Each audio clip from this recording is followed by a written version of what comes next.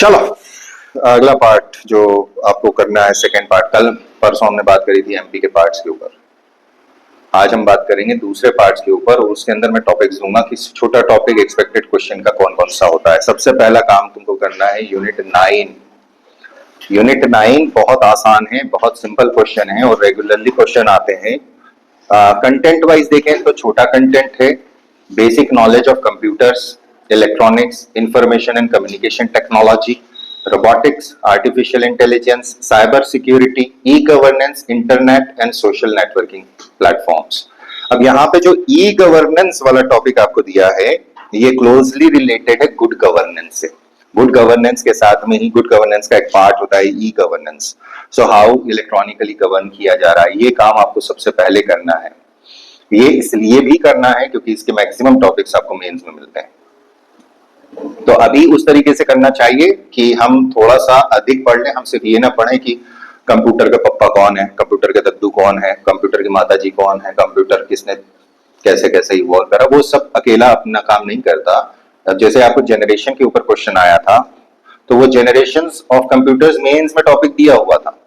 अब उन्होंने क्या कर दिया है आजकल की मेंस के टॉपिक से भी उठाकर वो प्री में सवाल पूछते हैं। तो प्री अब एकदम बेसिक नहीं रहा है। तो ये ऐसा पार्ट है कि यूनिट 9 आपको 8 से 10 क्वेश्चन आराम से देता है, और ये कोशिश होनी चाहिए हमारी कि टॉपिक वाइज हम क्वेश्चन कवर कर लें। और ये बहुत ज्यादा करंट अफेयर से रिलेटेड टॉपिक है। तो यहाँ आपको ये भी पता होना चाहिए कि करंट मार्केट में क्या क्या चल रहा है। भाई नोट्स जो बनते हैं, नोट्स तो पुराने होते हैं, किताबें पुरानी छपी होती हैं, उनके अंदर कई सारी चीजें जो लेटेस्ट होती हैं वो नहीं होती। फॉर एग्जाम्पल अगर उन्होंने बोल दिया कि 2024 के अंदर जो सीवियर मालवेयर अटैक हुआ है या रैंसमवेयर अटैक हुआ है, वो उसका वायरस का नाम क्या है, सिंपल सी बात है। तो वो अटैक कैसा होता है, वो एक कंसेप्ट के ऊपर बात होती है। तो आपको बेसिक भी करना है और इसके अंदर करंट भी करना है। बेसिक के ऊपर क्वेश्चन की उम्मीद होती है अराउंड 60% क्वेश्चन बेसिक आएंगे। तो बेसिक नॉलेज आपका यहाँ मिस्टेकन नहीं होना चाहिए। यहाँ पर एक और वार्निंग है, कंप्यूटर्स का नॉलेज आपको हर जगह मिल जाएगा किसी भी किताब के अंदर। इलेक्ट्रॉनिक्स का नॉलेज हर जगह पूरा नहीं होता। सो इलेक्ट्रॉनिक्स के अंदर मेरी वीडियोस हैं, बीइंग एन इलेक्ट्रॉनिक्स इंजीनियर। जब ये आया था सबसे पहले तो उन्होंने सिर्फ लिख दिया इलेक्ट्रॉनिक्स। अब मैं परेशान हो गया कि मैं कितनी पढ़ाऊं। सो बेसिक इलेक्ट्रॉनिक्स मैंने पढ़ाई है, उसके अंदर भी कई बार ऐसा होता है कि हम पूरी चीजें कवर नहीं कर पाते क्योंकि एक सेशन लेना है, 2 सेशन लेना है, और वो जाके तीसरे या चौथे सेशन का क्वेश्चन पूछ लिया उन्होंने। तो यहाँ धीरे धीरे ग्रो करना है and it is very easy. इसका समझाने का काम मेरा रहेगा। मोस्ट प्रोबेबली इस वीकेंड से हम लोग इसमें शुरू कर देंगे और with in a very short period of time ये पूरा निपट जाएगा। तो ये एक 10 क्वेश्चन का आपको 10 मैक्स मान रहा हूं मैं, 8 भी हो सकते हैं, 9 भी हो सकते हैं, 10 भी हो सकते हैं, 11 भी पूछ सकता है, 12 भी पूछ सकता है, वॉटेवर, वो उनके ऊपर है।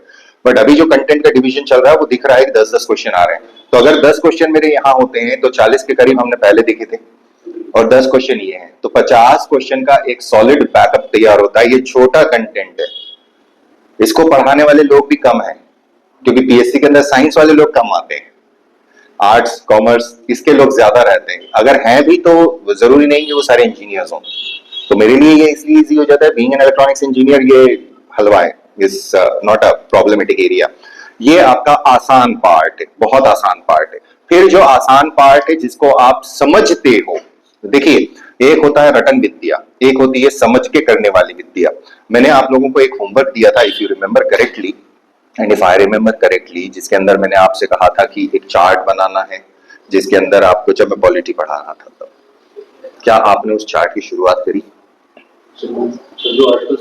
आर्टिकल वाले नहीं सर, वो कीवर्ड्स वाले। कीवर्ड्स किसके?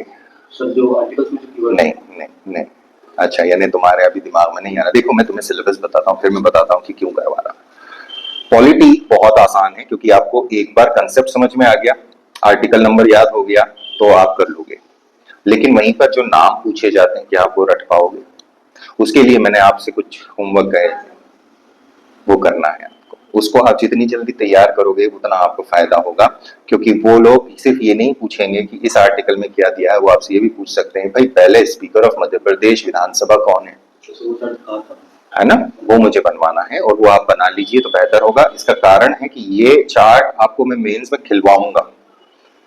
ये सुपर ओवर है हमारा, वो बहुत मजेदार बनता है, उसके आंसर बहुत अच्छे होते हैं। देखिए क्या क्वेश्चन आता है, constitutional system of Madhya Pradesh, governor.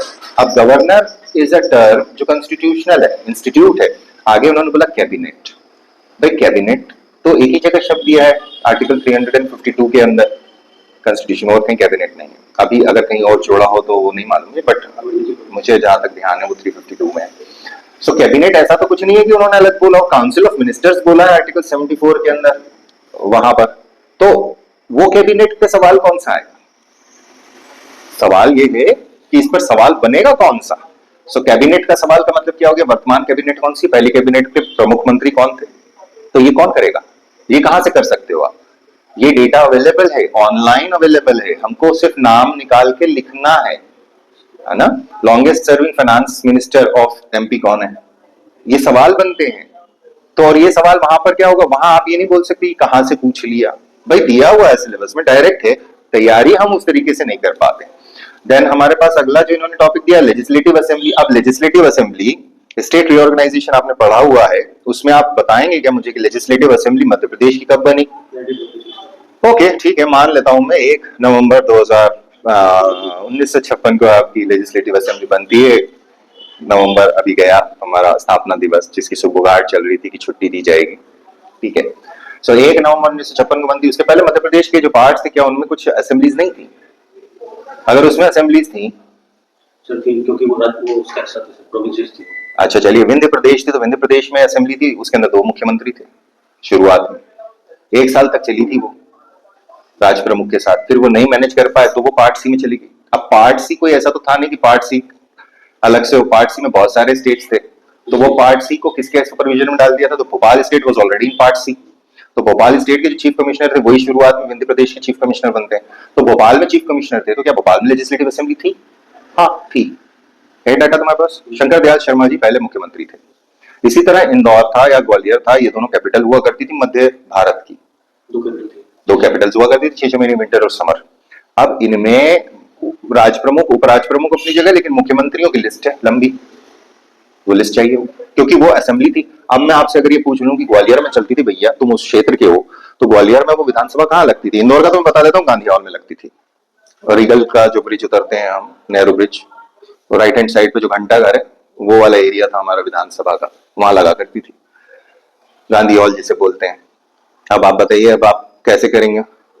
Vindhya प्रदेश की विधानसभा कौन सी थी? भोपाल स्टेट की विधानसभा कौन सी थी? सेंट्रल प्रोविंसेस की विधानसभा नागपुर की थी। वो पार्ट बी में आता था, सॉरी पार्ट ए में आता था, पार्ट बी में ये आता था मध्य भारत, पार्ट सी के अंदर भोपाल और विंध्य प्रदेश थे। सो ये कंसेप्ट है यहाँ पर कि हिस्टोरिकल आइडेंटिटी से लेकर चालू करेंगे तो आएंगे, क्योंकि क्वेश्चन क्या पूछ लिया उन्होंने? फ्रैंक एंथनी के ऊपर क्वेश्चन पूछ लिया। अब फ्रैंक एंथनी मेरे नोट्स के अंदर था, पर मेरे नोट्स में ये नहीं लिखा हुआ था कि he was nominated person, deputy chair nominated थे, ये नहीं था, ये पढ़ने में भी नहीं आया था मेरे। तो जब मेरे पढ़ने में नहीं आएगा तो मैं दे नहीं पाऊंगा। मैं तुमको जितना देता हूं, जितना मटेरियल दे रहा हूं, तुम उसका कितना ग्रास्प करो, उसका एक लिमिट कम है। सो जब मुझसे वो मिस हो चुका होगा तो आई कैन नॉट। नाम जरूर लिखा है फ्रैंक एंथनी था, लेकिन उसके आगे नहीं है। तो ऐसे नाम कहां से मिलते हैं? तो वो हिस्टोरिकल एविडेंसेस है, पूरी हिस्ट्री चली आ रही है, तो ये आपको करना है। इसके बाद में वो आपसे बोलते हैं हाई कोर्ट। अब हाई कोर्ट की, तो मध्य प्रदेश का high court transferred high court है। Nagpur high court was transferred to Jabalpur high court. वो नया नहीं बनाया, उन्होंने अपना बंटवारा कर दिया कि ये केसेस जो हैं ये इधर जाएंगे, ये केसेस इधर जाएंगे, वही कोर्ट उठ के इधर आ गया। सो ऐसा नहीं कि नया कोर्ट उन्होंने सेटअप किया हो। क्या इसके पहले पीएससीज होती थी? तो क्या मध्य भारत की पीएससी थी या विंध्य प्रदेश की पीएससी थी? हाँ, तो ये है क्या एक्चुअली? हम लोग जब स्टेट के बारे में बात कर रहे हैं तो स्टेट के सारे इंस्टीट्यूशंस के ऊपर पूरा काम करना है। उस काम को करने के अंदर आपको नाम बहुत सारे मिलते हैं, तो नामों को करने का जो मैंने आपको पैटर्न बताया उससे आसान पैटर्न कोई नहीं है। इट्स इजी, आपको एक बार प्रिपेयर करना है, प्रिपेयर करने के बाद उसको बार बार देखना है। तो आपको ये भी अगर वो बोल देंगे कि which of the following is not in a correct order of governors उनके टर्म में, तो अगर आपको गवर्नर्स की लिस्ट के नाम याद होंगे तो ही आप उसको सही कर सकोगे, अदरवाइज कर नहीं पाओगे। गवर्नर पे सवाल कहां से आ रहे हैं? कौन सा गवर्नर किस जगह का मुख्यमंत्री रहा है या किस जगह का है, इस तरह के सवाल कहां से मिलेंगे? तो गवर्नर की जो ऑफिशियल वेबसाइट है उसके ऊपर ये सारा डिटॉल दिया हुआ है, उसमें से क्वेश्चन उठकर आए हैं। तो व्यक्तिगत तौर पे आपको जो डेटा है वो ऑफिशियल वेबसाइट से मिलना है, उसके लिए किताबों के ऊपर न जाए। हो सकता है किताब में मिसप्रिंट हो गया हो सकता है किताब के अंदर मैनुअल मिस्टेक हो गई हो, कोई सी भी मिस्टेक क्रीप इन हो सकती है, लेकिन ऑफिशियल वेबसाइट है, स्क्रीनशॉट खींच के रखना है। अगर उन्होंने एग्जामिनेशन के अंदर आंसर गलत बता दिया, आप उठा के उसकी आपत्ति लगा सकते हो। भैया सरकारी वेबसाइट है, हम उसी पे विश्वास करेंगे जो सरकारी है। ये यहां से कंसेप्ट कवर होगा और 4 से 5 क्वेश्चन की उम्मीद है एमपी पॉलिटी में से आने की। अगला जो इन्होंने एलिमेंट यहां पर डाला है, that is your 3 tier Panchayati Raj and civil administration system in Madhya Pradesh. ये मैंने मध्य प्रदेश के बारे में पहले करा दिया आपको। इसी तरह से आपको इंडिया के लेवल के ऊपर करना है। तो मेरे प्रेसिडेंट के नोट्स के अंदर तो प्रेसिडेंट्स दे दिए मैंने आपको, वाइस प्रेसिडेंट्स मैंने नहीं दिए आपको। तो क्या है सबसे पहला पार्ट, जो कॉन्स्टिट्यूशनल सिस्टम ऑफ इंडिया वाला पार्ट है, मध्य प्रदेश वाला पार्ट है, ये 10 क्वेश्चन लेकर आएगा। अमूमन 4 से 5 क्वेश्चन की उम्मीद मुझे है एमपी पार्ट से। और इंडिया का जो पार्ट है, नेशनल पॉलिटी वाला पार्ट है, इसके अंदर से सवाल ज्यादा आने की संभावना है। सो 60% का मैं रेशियो लेके चलता हूँ। 50-50 भी कर सकते हैं, दे कैन डू इट। वही नेशनल का बनेगा, वही नेशनल का बनाना है। अब कंस्टिट्यूएंट असेंबली बड़ा आसान है, इस पे एक क्वेश्चन बनता ही बनता है। तो कंस्टिट्यूएंट असेंबली तुमने मेरे वीडियोस भी नहीं देखे, शायद तुम उस समय मेरे पास थे नहीं। सो सेंड मी अ मैसेज या अभी लिख देना मुझे, मैं ओपन कर दूंगा, तुम्हें भेज दूंगा। Then federal executive, president and parliament. अब इन्होंने यहाँ पे वर्ड क्या यूज करा, फेडरल एग्जीक्यूटिव, और साथ में वर्ड यूज किया प्रेसिडेंट।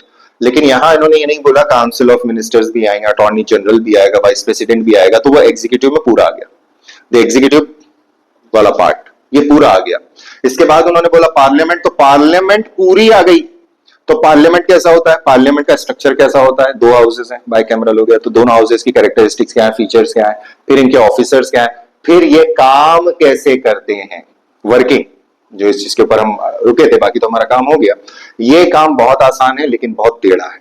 पार्लियामेंट में अक्सर सवाल जो है वो इतनी गहराई में चले जाते हैं या इतने एक्सेप्शंस पे आते हैं कि हम लोगों से अक्सर नॉर्मल इंसान से गलती हो जाती है।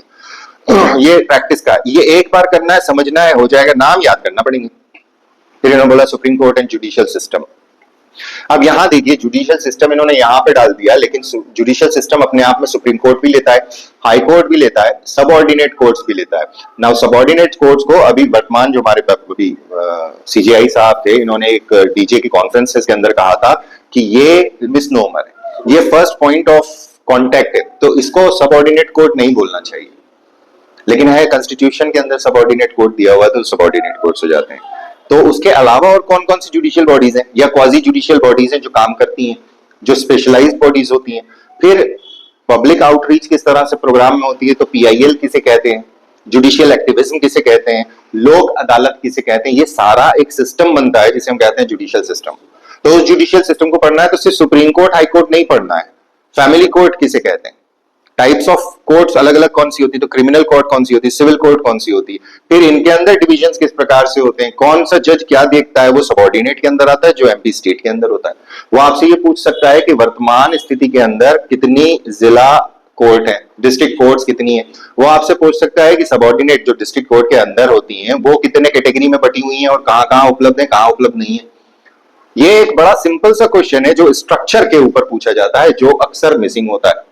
फॉर एग्जाम्पल अगर हम आपसे बोल दें कि साहब मध्य प्रदेश में जितने जिले हैं उन सारे जिलों के अंदर SP is not the head, Indore जिले के अंदर एसपी हेड नहीं है, इंदौर कमिश्नरी हो गया, भोपाल कमिश्नरी हो गया, तो 2 को हटा देते हैं, बाकी हर जगह पे एसपी हेड है।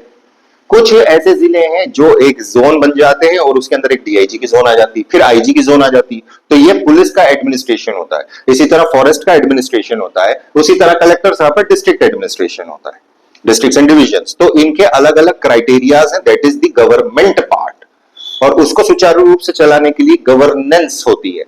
Government machine, cycle, motorcycle, governance how good you are in driving it, good governance और अच्छे से चला रहे हैं, ई गवर्नेंस इलेक्ट्रॉनिकली चला रहे हैं, रोबोट बना के उड़ा रहे हैं उसको, वो वाला काम। देन आपसे यहां पे बोलते हैं कॉन्स्टिट्यूशनल अमेंडमेंट्स। नाउ इसका एक शॉर्टकट है, देखिए सारे अमेंडमेंट जितने आज तक हुए हैं वो सारे अति महत्वपूर्ण नहीं है, लेकिन करना सारे, मजबूरी है करना सारे हैं। अब 100 के ऊपर लिस्ट है, अब वो पूरे एक से रटना चालू करेंगे तो हम मूर्ख बन जाएंगे। इसके एक स्मार्ट तरीका है, वो स्मार्ट तरीका मैं सिखा दूंगा। इसमें कुछ अति महत्वपूर्ण है जिन्होंने कॉन्स्टिट्यूशन के अंदर चेंजेस किए हैं, बड़े चेंजेस किए हैं, उनको हमको इन डिटॉल पढ़ना है। वहां जलन हो सकती है। 42nd अमेंडमेंट हो गया, 44th अमेंडमेंट हो गया, 73rd हो गया, 74th हो गया, ये गिने चुने 7th अमेंडमेंट एक्ट हो गया। तो ऐसे बहुत सारे अमेंडमेंट्स हैं जिनमें हमें थोड़ा सा गहराई में जाना है। फिर हिंट ये रहता है कि बहुत सारे अमेंडमेंट ऐसे हैं जिनका कोई औचित्य नहीं है, वो थे, वो इकट्ठा एक क्लब बन जाता, तो 4-4 5-5 का सेट है, बार बार उसी चीज के ऊपर अमेंडमेंट हो। For example emergency in Punjab, उसको बार बार बढ़ाया गया, तो वो अमेंडमेंट है, बार बार बढ़ाते गए, तो वो फॉर स्पेशल केस था इमरजेंसी इन पंजाब के लिए, वो उस टाइम का करंट अफेयर्स था। उसका वैलिडेशन सिर्फ ये हो सकता है कि पास्ट में इस कंडीशन के अंदर ये किया गया था, तो कॉन्स्टिट्यूशनल ऐसा था, अब हम इसको इस तरह पे लागू कर सकते हैं। फिर कुछ चीजें ऐसी हैं जिन चीजों को हटाया गया या कुछ चीजों को एक्सटेंड दिया गया। फॉर एग्जाम्पल लोकसभा के अंदर 2 नॉमिनेटेड एंग्लो इंडियंस, तो यहां था कि 10 साल, हर 10 साल के अंदर उनको आगे बढ़ाते रहे थे। पिछली जो सरकार थी उसने उसको आगे नहीं बढ़ाया, वो सनसेट क्लॉज हो गया, तो वो 2 एंग्लो इंडियन मेंबर्स अब नहीं जाते, अब वो नॉमिनेट नहीं होते। सो उसके ऊपर कितने सारे अमेंडमेंट्स हैं, तो क्या मैं उनको अलग अलग याद करूं, एक साथ याद करूं, क्या बेटर है? एग्जैक्टली जब मैं स्टेट रीऑर्गेनाइजेशन अच्छे से पढ़ रहा हूं तो मुझे ये मालूम है कौन सा स्टेट कब बन रहा है, उसके साथ जुड़ा हुआ कोई अमेंडमेंट हो सकता है, या स्पेशल कैटेगराइजेशन या स्पेशल कोई एक प्रोविजन किसी स्टेट को दिया गया तो उसके लिए अमेंडमेंट हो सकता है, वो स्टेट का एक ग्रुप बन जाता है। तो ऐसे अगर आप काम करोगे तो आपका काम बहुत फास्ट हो जाता है, आसान हो जाता है। मेजर अमेंडमेंट्स को डिटेल में इसलिए पढ़ना है कि वो आपसे ये पूछ सकता है कि इसने कहां बदलाव किए, कहां बदलाव नहीं किए। फिर कैटेगराइजेशन में ये भी पूछ सकता है कि किस कैटेगरी के अंदर ये आता था। जैसे क्वेश्चन आया था फर्स्ट अमेंडमेंट या थर्ड फोर्थ अमेंडमेंट का कि इसके अंदर स्टेट्स की रिक्वायरमेंट कब हुई थी, एक क्वेश्चन आ चुका था, है ना? तो उसमें लोग कंफ्यूज क्यों हो गए भाई, 1952 से पहले तो स्टेट लेजिस्लेटिव असेंबली थी नहीं, जनरल इलेक्शन 1952 में हुआ है, तो उसके बाद ही स्टेट्स बनेंगे ना, तो स्टेट की मर्जी उसके बाद चलेगी। उसके पहले वाला तो प्री कॉन्स्टिट्यूशनल था, उसमें जरूरी थोड़ी है एबीसीडी वाला मामला तो अभी भी चलेगा 1956 तक। तो ये इन लोगों ने क्वेश्चन सिर्फ ऐसा नहीं पूछ लिया, आप ये लोग डायरेक्ट फैक्ट पूछते हैं लेकिन गहराई में उतर के लॉजिकल क्वेश्चन पूछने लग गए।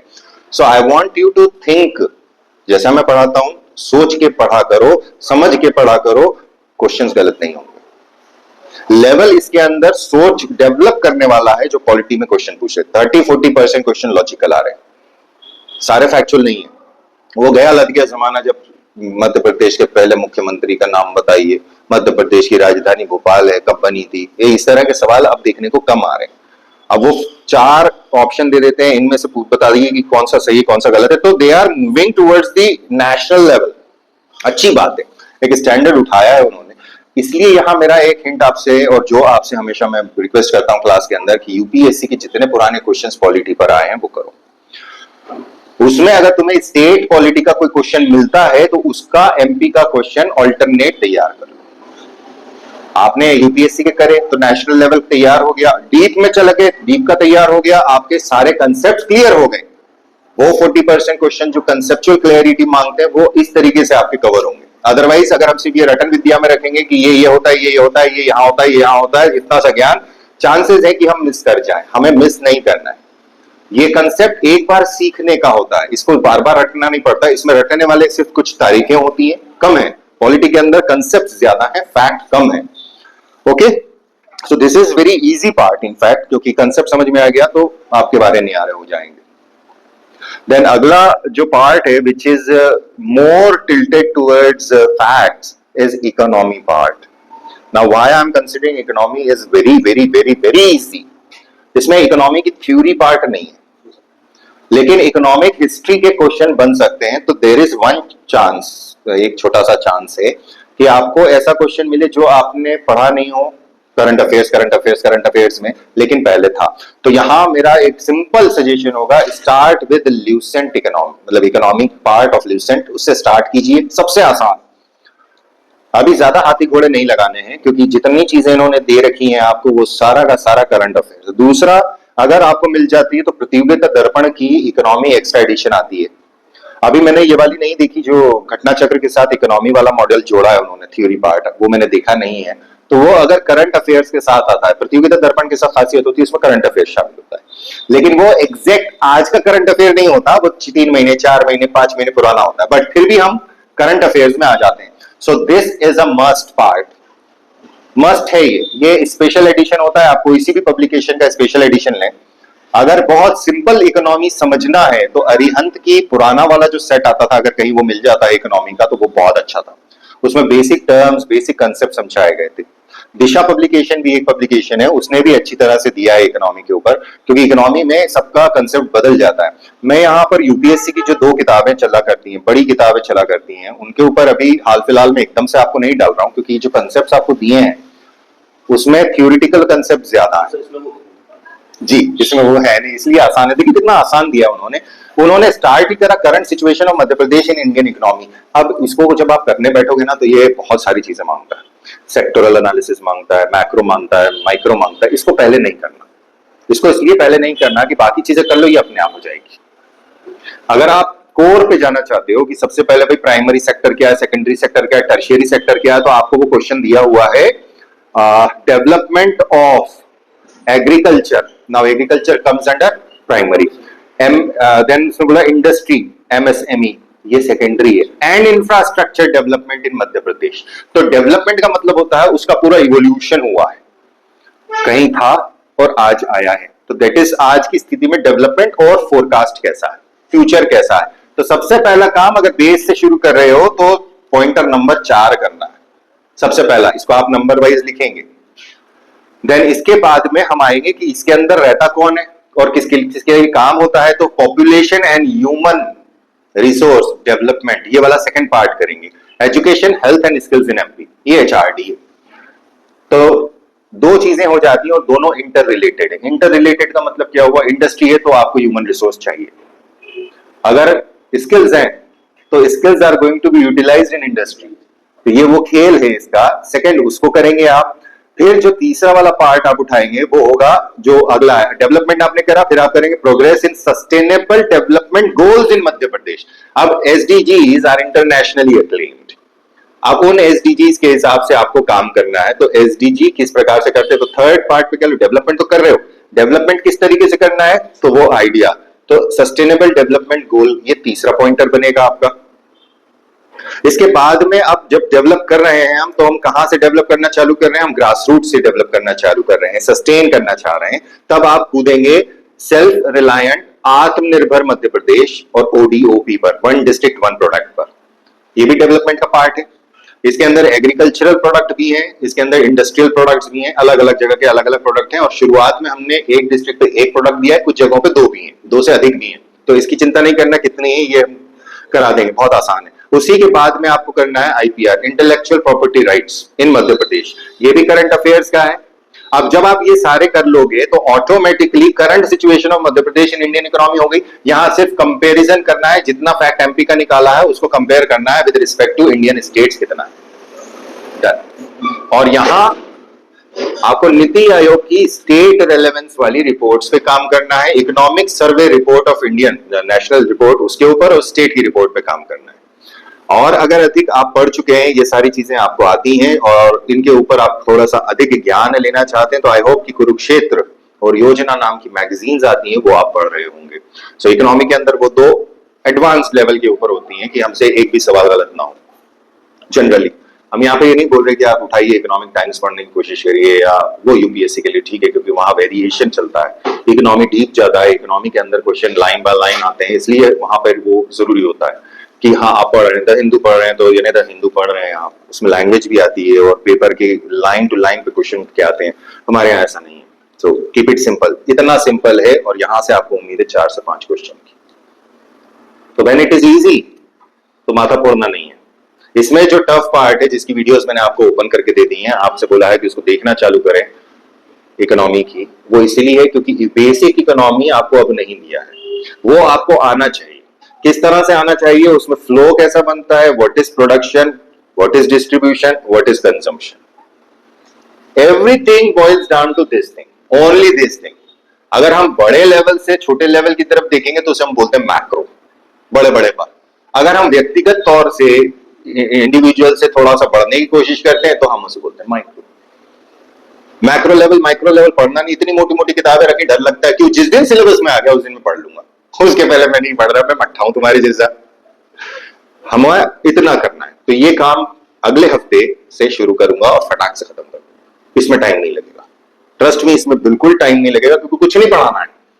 आईपीआर पूरा पॉइंटर दिया है, आईपीआर बहुत छोटे से बजा, एसडीजी बहुत लंबा है, मेरे नोट्स में से पिछली बार सवाल आ गया, मैंने एसडीजी बहुत अच्छे से पढ़ाया था, आई हैड दैट इंट्यूशन कि इस बार गहराई में क्वेश्चन आया, क्वेश्चन भी वैसे ही आया, वो थोड़ा सा है, तो आप बोलोगे तो वीडियोस में आपको दे दूंगा, उसके आप आराम से शुरू कर सकते हो, इसको तो मुझे लेना है, ये मैं अपडेटेड वर्जन में लूंगा। अब आप इंडिया के लेवल पर आओ तो उन्होंने बोला recent trends in Indian economy, ऊपर क्या बोला है, current situation of Madhya Pradesh with respect to India, तो इंडिया करोगे तो वो ऑटोमेटिकली कंपेयर हो जाएगा, तो इन्होंने बोला recent trends in Indian economy, agriculture में ट्रेंड किधर जा रहा है, ट्रेंड का मतलब है फोरकास्ट का रास्ता कैसा है, फोरकास्ट कहां करा था तुमने, यहां करा था, तो अगर इस क्षेत्र में 10 साल पहले 15 साल पहले तुमने कोई प्रोग्राम चालू किया, कोई पॉलिसी लेकर आए किसी भी खास चीज की, वो आज चलते चलते चलते यहां हो गई है, तो अब दिशा कैसी दिख रही है, तो एग्रीकल्चर में ट्रेंड क्या है, नाउ ट्रेंड शॉर्ट से आता है, अब यहां ट्रेंड ये नहीं अकेला है कि गेहूं का उत्पादन कितना हुआ, वो अपनी जगह पर है, लेकिन ये उत्पादन हुआ क्यों, क्योंकि उन्होंने आपसे क्या बोला, ट्रेंड, ट्रेंड एक दिशा होती, वेक्टर है, दिशा के साथ गति है, सिर्फ गति नहीं है, तो दिशा कहां से दी गई थी, तो पहले तो उसका रूट कॉज क्या है, इसको तैयारी इस प्रकार से करना है, सिर्फ ये नहीं रट लेना कि भाई गेहूं के 5 स्टेट टॉपर है, ये धान के 5 स्टेट टॉपर है, या यहां पर ये, इसके साथ में आपको एग्रीकल्चरल अलाइड इंडस्ट्री पता होनी चाहिए और इंस्टीट्यूट्स पता होने चाहिए जो इसके लिए ह्यूमन रिसोर्स डेवलपमेंट का काम कर रहे हैं, जो स्किल बढ़ा रहे हैं, तो इसमें आपको मेंस के अंदर दिया हुआ करता था एक्सटेंशन स्कीम, क्या थी एक्सटेंशन एजुकेशन स्कीम, तो वो कैसे जुड़ती थी, किस तरीके से वो प्रमोट करती थी, और उसने आज की वर्तमान स्थिति में क्या, तो अब आज मेरे पास क्या चैलेंजेस दिख रहे हैं, so what are the challenges, किसान जमीन बेच रहा है, खेती की जमीन अब दूसरे पर्पसेस के लिए यूज हो रही, क्यों, क्योंकि रेट बढ़ गए, खेती की जमीन खेती करने के लिए अब अगर खरीदने जाओगे तो बेवकूफी कहलाती है कि अब वो नहीं पुसाएगा, आपको खेती में इतनी कमाई नहीं होती, सो ट्रेंड क्या है,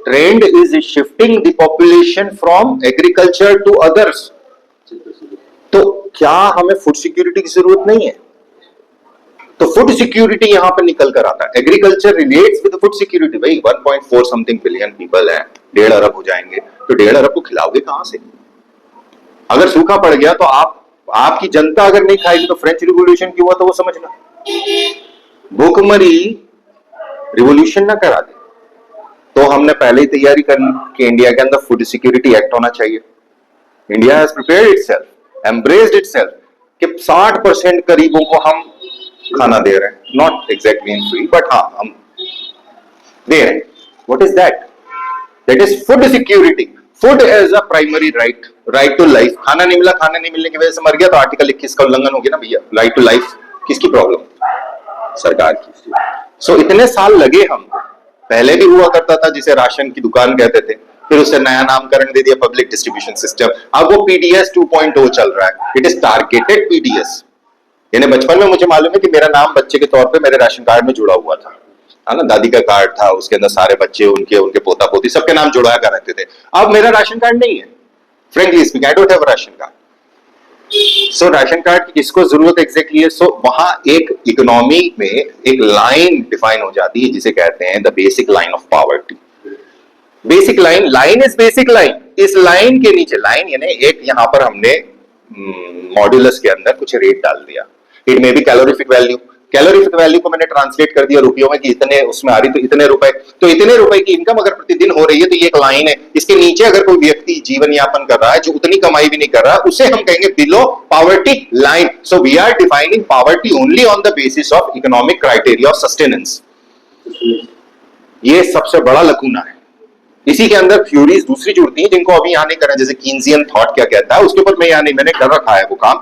वो एक्स्ट्रा के अंदर मैं दे दूंगा तुमको, क्योंकि अभी इकोनॉमी बहुत आसान है, बहुत ज्यादा आसान है, टू द पॉइंट है, बहुत जल्दी हो जाएगी। कितने सवाल आ रहे हैं, सवाल 10 हैं, 4 सवाल तो एमपी मान के चलिए आप, इन्हीं में से आने, उसके बाद आपको बोला फाइनेंशियल इंस्टीट्यूशंस, आरबीआई, इंडस्ट्री भी है, सर्विस भी, इसके पहले RBI, commercial bank, SEBI, non banking financial institution, अब आरबीआई के ऊपर कितने क्वेश्चन बना लोगे, है ना, वो एक्सपेक्टेड है, थोड़ा सा अनएक्सपेक्टेड जा सकता है बट मोस्टली अनएक्सपेक्टेड, बैंकिंग है तो right from the beginning history लेके चलेंगे, आज तक आ जाएंगे, सारे मर्जर्स कर देंगे हम, सिंपल सिंपल, बहुत सिंपल है, रटने का काम ज्यादा है, नाम नाम नाम बहुत आते हैं, ज्यादा कुछ नहीं करना है। इंडियाज फॉरेन ट्रेड ये जो टर्म दिया गया है ये बहुत कॉम्प्लिकेटेड है, इसमें बैलेंस ऑफ पेमेंट जैसी चीजें आ जाती हैं, डेफिसिट आ जाता है, तो ये कॉम्प्लेक्स है, इसको लोग पढ़ते नहीं है। यहाँ पर हम लोग अभी भी जैसे आप काम करोगे ना, तो G10 हो गया, G20, SAARC, ASEAN trade policy क्या है, इसके ऊपर काम करोगे। तो पहले वो बोलते थे इंपोर्ट एंड एक्सपोर्ट, अब import and export open ended हो जाता है, किसका इंपोर्ट किसका एक्सपोर्ट, यहाँ पॉलिसी बोल दी है, तो foreign trade policy covers everything, import भी सारे आ जाएंगे, एक्सपोर्ट भी सारे आ जाएंगे, जॉइंट वेंचर्स भी आ जाएंगे। फिर बाहर की कंट्रीज के लोग हमारे यहाँ आके काम कर रहे हैं, हमारी कंट्रीज के लोग बाहर जाके काम कर रहे हैं, ये भी इसमें शामिल हो जाता है। So it is a broader term जो इंटरनेशनल लेवल पे, तो कहने को इन्होंने सिर्फ 3 टॉपिक दिए हैं आपको इंडियन इकोनॉमी के, और बाकी सारा एमपी का है। सो हो सकता है 50-50% स्विच हो जाए, हो सकता है एमपी की इकोनॉमी में से क्वेश्चन ज्यादा आ जाए, इसलिए ये पार्ट आसान है, छोटा पार्ट है, लेकिन अगर आपको इकोनॉमी के कोर नहीं आते हैं तो आपसे वो वाला सवाल अटक सकता है जो वो कोर पे उठा के डाल सकता है। फिर भी ये उम्मीद करो कि 80% तुम्हारा सवाल सही हो सकता है, सिर्फ सिलेबस पे रह लो 80% सवाल सही हो जाएंगे, उम्मीद है। लेकिन वो जो 2 सवाल है वही असल खेल है, उसके लिए कोशिश करना कि मेरी वीडियोस देख लो, और जो सिंपल बुक बोल रहा हूँ, सिंपल बुक से बेसिक इकोनॉमी पढ़ लो, बेसिक इकोनॉमी, ल्यूसेंट से पढ़ना है, ल्यूसेंट पढ़ लो, प्रतियोगिता दर्पण से पढ़ना, उससे पढ़ लो, दिशा से पढ़ लो, Arihant is very good, very simple English, examples बहुत कम होते हैं उसके अंदर, बट इट्स गुड। यूनिक ने भी आजकल अपना वापस से वो कर दिया, अलग अलग सेग्रीगेशन कर दिया। हमेशा इकोनॉमी की किताब नहीं खरीदना है, करंट नया आता है ना, तो इसलिए प्रतियोगिता दर्पण इज बेटर, मैं उसको इसलिए हमेशा बेटर मानता हूं क्योंकि वो करंट अफेयर्स उसके साथ डालता है, और इकोनॉमी के अंदर करंट अफेयर रिलेटेड क्वेश्चन ज्यादा होते हैं। हो गया। सो ये आपका फिर 10 क्वेश्चन का कवरेज बना देता है, पॉलिटी में 10 क्वेश्चन का कवरेज बन जाता है। देन हमारे पास आता है ज्योग्राफी ऑफ इंडिया और history of India, history and culture of India. History and culture of India वही बहुत गंदा है, बहुत लंबा है। पहले ज्योग्राफी ऑफ इंडिया देखिए, वही सिंपल बोला उन्होंने, सबसे पहले बोला mountain, hills, plateaus, rivers and lakes. क्या मतलब निकला इससे? ये लैंडफॉर्म्स हैं। इन्होंने जियोलॉजी नाम की कोई वस्तु नहीं पूछी यहाँ पे डायरेक्टली, क्या बोला? सीधे सीधे लैंडफॉर्म, ऊपर ऊपर तौर के ऊपर। तो पहले तो यही पता होना चाहिए लोकेशन क्या है, कहाँ है, कितना बड़ा है, कितना लंबा है, क्या बुलाते हैं, दैट्स इट। उसके बाद फिर एक्स्ट्रा, जब ये पढ़ लो, रटने में आ जाए 1-2 बार में, तब उसके बाद फिर एक्स्ट्रा काम करना चालू करना है। बना कब था, कैसे बना था, फीचर्स क्या क्या है, जियोमॉर्फोलॉजी किस प्रकार की, क्योंकि जियोमॉर्फोलॉजी बाद में काम आएगी। लेकिन अगर रिवीजन कर रहे हैं तो थोड़ा सा बढ़ाते हुए रिवीजन करिए, इसको कहते हैं इंक्रीमेंटल रिवीजन। आपका ज्ञान हमेशा बढ़ना चाहिए।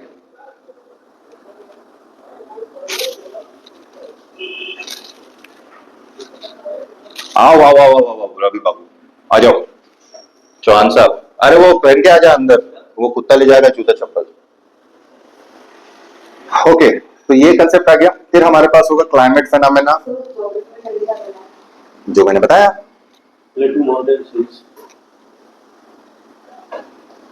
फिर आपको क्लाइमेटिक फेनोमेना, इसके ऊपर मैंने डिस्कशन किया था, इसको तो मुझे पूरा हैंडल करना है तुमको। अरे भैया भैया भैया, ऐसा नहीं ऐसा नहीं, अपन पापी लोग हैं यार। हाँ, हमारा आशीर्वाद वैसे ही है, पढ़ो पढ़ो नहीं पढ़ो। देन आपके पास नेचुरल रिसोर्सेज वाला एलिमेंट आता है, फॉरेस्ट, मिनरल, वाटर रिसोर्सेज। तो फॉरेस्ट को कैसे हैंडल करोगे, मिनरल्स को कैसे हैंडल करोगे? तो बिना रॉक्स पड़े आप मिनरल्स नहीं कर सकते, वो करना जरूरी है। फॉरेस्ट के पहले क्लाइमेटिक टाइप जब तक नहीं होगा तो फॉरेस्ट नहीं कर सकते। तो different types of linkages are there, क्योंकि यहाँ जो फॉरेस्ट टाइप आपको दिया है इसका एक्सटेंशन एनवायरमेंट बायोडायवर्सिटी में आगे दिया हुआ है। Then major crops, food security. Food security अभी मैंने बात करी थी इकोनॉमी के अंदर, लेकिन वो ज्योग्राफी में पार्ट उठा है। ग्रीन रिवोल्यूशन और सेकंड ग्रीन रिवोल्यूशन, ये फोरकास्टिंग कर दी। तो syllabus is being more practical than पहले का, कि भाई सेकंड क्या है, तो जब आप जाओगे फील्ड के अंदर तो फील्ड में किस तरह से आप काम कर रहे हो, ये वाला पार्ट है। देन फाइनली आपके पास जो अगले एलिमेंट दिए हैं इन्होंने, उसमें conventional, non conventional sources of energy है। एनर्जी के ऊपर मैंने लास्ट टाइम बात करी थी एमपी के अंदर, कि डैम जब आप कर रहे हो तो डैम में हाइड्रो या हाइडल पावर प्लांट्स अपने आप हो जाते हैं, बाकी को आपको करना पड़ता है। थर्मल के अंदर भी वाटर रिसोर्स की जरूरत पड़ती है, न्यूक्लियर के अंदर भी वाटर रिसोर्स की जरूरत पड़ती है। तो contamination of water through nuclear power plants कहाँ प्रॉब्लम दे रहा है। सो किस किस जगह पर वो आंदोलन चल रहे होते हैं कि जहां वो आप काम करोगे। फिर natural hazards and disasters in India है, मेजर साइक्लोन इन इंडिया नाम दिया है, तो इसलिए नाम से वो पूछेगा कि कौन सा साइक्लोन कब आया था। तो यहाँ prepare a list of cyclone, prepare a list of cyclone मिल जाएगा आपको ऑनलाइन बड़े आराम से, कि किस समय कौन सा आया था। आपको इसको डिवाइड करना है साइक्लोन्स को, आपको बे ऑफ बंगाल डिवाइड करना है, अरेबियन सी डिवाइड करना है, वेस्टर्न डिस्टर्बेंसेस का डिवाइड करना है, और उसके हिसाब से इस पे काम करना है year wise. Then population growth, distribution and density और रूरल अर्बन माइग्रेशन, इसके ऊपर आपको काम करना है। तो ये जो सेंसस है इसके ऊपर आप पहले ही काम कर चुके हो। रही बात हिस्ट्री की, तो हिस्ट्री जिस तरह से एमपी का काम किया है सेम काम आपको वो यहाँ करना है। इसमें कुछ नए पार्ट जोड़े हैं, कंसेप्ट एंड आइडियाज बहुत लंबा है, एक क्वेश्चन की उम्मीद है या 2 क्वेश्चन की उम्मीद है, लंबा है, लेकिन इसको यहाँ इसलिए करना है क्योंकि ये मेंस में आएगा, षडदर्शन वगैरह, तो ये मेंस का एलिमेंट यहाँ बन जाता है, इसलिए इसको यहाँ थोड़ा सा ऐसा नहीं करना, सिर्फ बेसिक कर ले, थोड़ा सा ऊपर उठा के करना है। देन फिर पूरी हिस्ट्री पढ़ना है। देन कल्चरल हेरिटेज नया जोड़ा पिछली बार इन्होंने, जिसमें art form, literature, festivals and events है। इसको जो नेशनल लेवल का कल्चर होता है उतनी इंपॉर्टेंस से हम नहीं करेंगे, यूपीएससी के अंदर इसके ऊपर ज्यादा एम्फेसिस होता है, इसकी किताबें ज्यादा चलती हैं, उसका कारण बड़ा सिंपल है, वहां क्वेश्चन ज्यादा आते हैं। हमारे यहाँ क्वेश्चन आने की संभावना एक या तो उससे ज्यादा नहीं आएंगे। देन इंडिपेंडेंस स्ट्रगल है, सोशल रिलीजियस है, integration and reorganisation. Integration and reorganisation और सोशल रिलीजियस रिफॉर्म से उम्मीद करिए एक क्वेश्चन कंपलसरी, दोनों में से एक आ सकता है, हो सकता है किसी में से 2 पूछ ले, 3 भी आ सकते हैं, लेकिन independence struggle and national freedom movement ये सबसे इंपॉर्टेंट है। ये करने के बाद में फिर वो वाला काम करना, saline features, events and administrative, social, economic system of ancient and medieval India, जिस तरीके से मैंने आपको लेआउट दिया उसी तरीके से करना। कोई डाउट?